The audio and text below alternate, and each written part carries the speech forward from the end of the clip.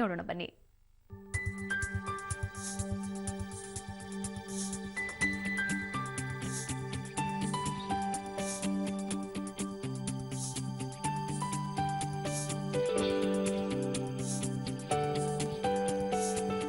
ಸಾಮಾನ್ಯವಾಗಿ ದೂರ ಪ್ರಯಾಣ ಅಂದ್ರೆ ಪ್ರಯಾಣಿಕರು ಪ್ರಿಫರೆನ್ಸ್ ಕೊಡೋದು ಟ್ರೈನ್ಗೆ. ಯಾಕೆ ಅಂದ್ರೆ ಶೌಚಾಲಯ ವ್ಯವಸ್ಥೆಯಿಂದ ಹಿಡಿದು ಎಲ್ಲಾ ಮೂಲಭೂತ ಸೌಲಭ್ಯಗಳು ಸಿಗುತ್ತೆ ಅಂತ. ಇಂತಹ ಕೊರತೆಯನ್ನ ತನ್ನ ಪ್ರಯಾಣಿಕರಿಗೆ ನೀಡಬಾರದು ಅಂತ KSRTC ಇವತ್ತು ವಿನೂತನವಾದಂತಹ ಬಸ್ಗಳನ್ನ ಇಂಟ್ರೊಡ್ಯೂಸ್ ಮಾಡಿದೆ. ಆ ಬಸ್ಗಳು ಮಲ್ಟಿ ಆಕ್ಸಲ್ ಐರಾವತ ಸುಪೀರಿಯಾ ಹಾಗೂ ಮಲ್ಟಿ ಆಕ್ಸಲ್ ಐರಾವತ ಬ್ಲೀಸ್ ಅಂತ ಈ ಎರಡು ಬಸ್ಗಳನ್ನ ನೀವು ವಿಶೇಷತೆ ನೋಡಬಹುದು.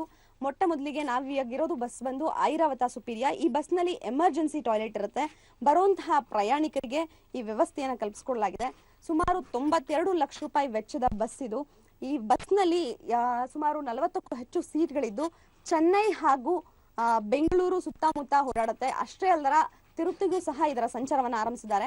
ಇಂದು ಸಾರಿಗೆ ಸಚಿವರಾದಂತಹ ಹಾಗೂ DCM ಹುದ್ದೆಯನ್ನು ಅಲಂಕರಿಸುವಂತಹ ಅಶೋಕ್ನವರು ಇದಕ್ಕೆ ಚಾಲನೆ ನೀಡಿದ್ದಾರೆ. ಇವತ್ತು ಸಂಜೆಯಿಂದ ಈ ಬಸ್ಗಳೆಲ್ಲ ಲೈನ್ ಮೇಲೆ ಹೋಗಲಿದೆ.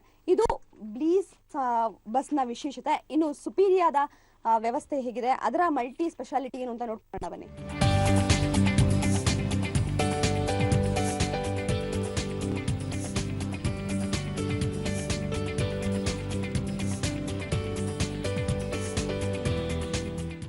ಮತ್ತೊಂದು ಬಸ್ ಆದಂತಹ ಐರಾವತ ಬ್ಲೀಸ್ ನ ಬಸ್ ನಲ್ಲಿ ವಿಶೇಷ ವ್ಯವಸ್ಥೆ ಇದೆ. ಆ ವ್ಯವಸ್ಥೆಗಳು ಎರಡಾಗಿ ವಿಭಾಗಿಸಿದ್ದಾರೆ.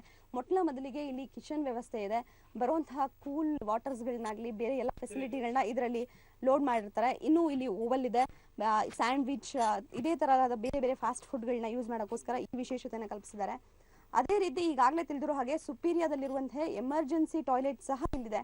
ಎಮರ್ಜೆನ್ಸಿ ಟಾಯ್ಲೆಟ್ ಇವೆರಡರ ವೆಚ್ಚ ಸೇರಿ 92 ಲಕ್ಷ ರೂಪಾಯಿಯನ್ನ ಒಂದೊಂದು ಬಸ್ಗಳಿಗೆ ಈಗಾಗಲೇ ವೆಚ್ಚ ಮಾಡಿದ್ದಾರೆ. ಇಂದು 6 ಬಸ್ಗಳಿಗೆ ಅಧಿಕೃತವಾಗಿ ಚಾಲನೆ ಸಹ ನೀಡಿದ್ದಾರೆ. ಇನ್ನು ಈ ಬಸ್ನ ಮತ್ತೊಂದು ವಿಶೇಷತೆ ಅಂತ ಅಂದ್ರೆ ಎಲ್ಲಾ ಬಸ್ಗಳಂತ ಈ ಬಸ್ ಅಲ್ಲ, ಪ್ರತಿಯೊಂದು ಸೀಟ್ ನ ಹಿಂಭಾಗದಲ್ಲಿ ಈ ಜಿಪ್ ನ ನೋಡ್ತಿರಬಹುದು. ಈ ಜಿಪ್ ನಲ್ಲಿರುವಂತಹ LCD ಮೂಲಕ ಲೈವ್ ಟಿವಿ ಟೆಲಿಕಾಸ್ಟ್ ಆಗುತ್ತೆ. ಪ್ರತಿಯೊಂದು ಚಾನೆಲ್ಗಳನ್ನ ವೀಕ್ಷಣೆ ಮಾಡಬಹುದು. ಎಲ್ಲಾ ವಿಶೇಷ ಫೆಸಿಲಿಟಿಗಳು ಸಹ ಸಿಗುತ್ತೆ. ಇದನ್ನ ಮೊಟ್ಟ ಮೊದಲಿಗೆ BMTCಯಲ್ಲಿ ಅಳವಡಿಸಿದ್ರು ಸುಮಾರು 1 ವರ್ಷಗಳ ಹಿಂದೆ ಅಷ್ಟೇ. ಐಸ್ ಸಿಸ್ಟಮ್ ಅಂತ ಇದನ್ನ ಇಂಟರ್ನೆಟ್ ಫೆಸಿಲಿಟಿ ಇರುತ್ತೆ, ಟಿವಿ ಫೆಸಿಲಿಟಿ ಇರುತ್ತೆ.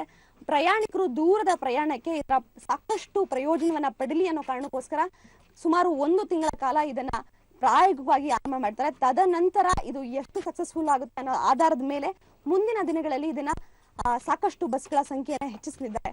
ಕ್ಯಾಂಪಸ್ ಲೋಕೇಶ್ ಜೊತೆ ನಂದಿನಿ, ಸುವರ್ಣ 24/7 ಬೆಂಗಳೂರು.